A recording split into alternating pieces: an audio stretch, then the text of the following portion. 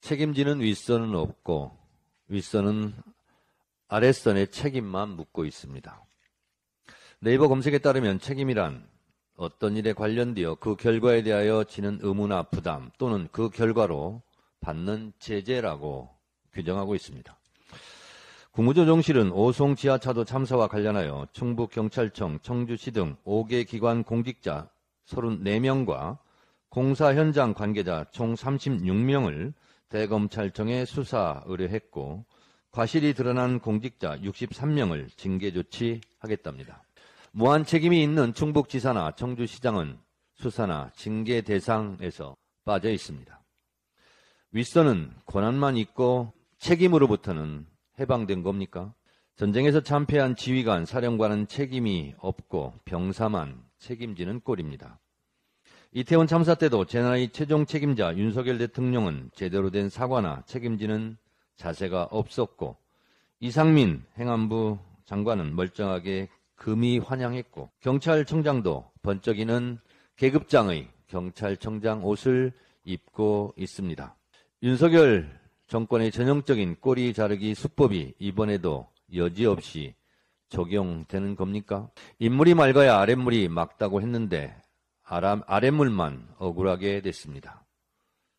김영환 충북지사 땅 건너편 공사를 발주한 공무원을 직위 해제할 모양입니다. 오송 지하차도 참사 발생 다음 날 16일, 그것도 일요일 이상한 공사 발주를 했는데 결국 각종 의혹만 남기고 담당 공무원에게만 책임을 묻는 형국입니다. 18일 사후 결재가 드러나면서 절차 위반이 그 사유라는데 아무래도 찜찜합니다. 꼬리 자르다가 꼬리 밟히는 법입니다. 참 이상합니다. 정반대의 경우도 있습니다.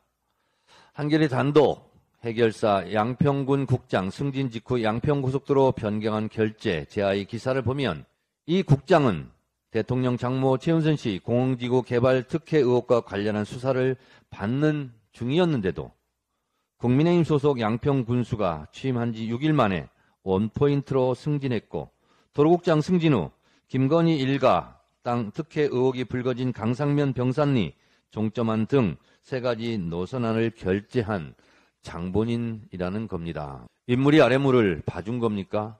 아랫물이 역류한 겁니까? 아니면 꼬리가 몸통을 흔든 겁니까?